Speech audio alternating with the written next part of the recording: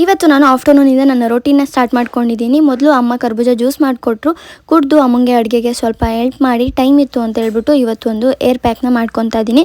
ಇದಕ್ಕೆ ಬೇಕಾಗಿರೋದು ಒಂದು ದೊಡ್ಡ ಸೈಜಿನ ಈರುಳ್ಳಿ. ನಿಮ್ಮ ಹೇರ್ ಕನ್ಸಿಸ್ಟೆನ್ಸಿಗೆ ಎಷ್ಟು ಬೇಕಾಗುತ್ತೋ ಅಷ್ಟು 1-2 ಈರುಳ್ಳಿನ ನೀವು ತೊಗೋಬೋದು. ಇದಕ್ಕೆ ನೀರು ಹಾಕ್ದಂಗೆ ನುಣ್ಣಗೆ ಪೇಸ್ಟ್ ಮಾಡಿ ಇಟ್ಕೋಬೇಕು.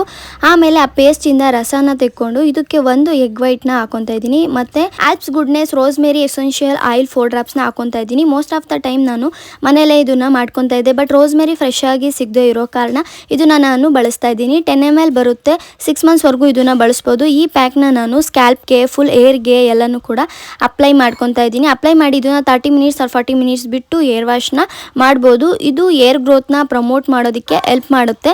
ಏರ್ ಪ್ಯಾಕು ಡ್ರೈ ಆಗೋ ಅಷ್ಟರಲ್ಲಿ ಮಿಕ್ಕಿದ ಕೆಲಸ ಎಲ್ಲ ಮುಗಿಸ್ಕೊಂಡು ಅಪ್ಪ ಪೇಂಟ್ ಮಾಡ್ತಿದ್ರು, ಅಪ್ಪಂಗೆ ಸ್ವಲ್ಪ ಹೆಲ್ಪ್ ಮಾಡಿ ಕೆಳಗಡೆ ಬಂದು ಸ್ನಾನ ಮಾಡಿ ಪೂಜೆ ಮಾಡಿ ಇವತ್ತಿನ ದಿನ ಹೆಣ್ಣು ಮಾಡ್ತಾ ಇದ್ದೀನಿ. ಮತ್ತು ನೀವು ರೋಸ್ಮೇರಿ ಎಸೆನ್ಷಿಯಲ್ ಆಯಿಲ್ನ ತೊಗೋಬೇಕು ಅಂದರೆ ಪ್ರಾಡಕ್ಟ್ ಲಿಂಕ್ನ ಕೊಟ್ಟಿದ್ದೀನಿ, ಚೆಕ್ ಮಾಡಿ.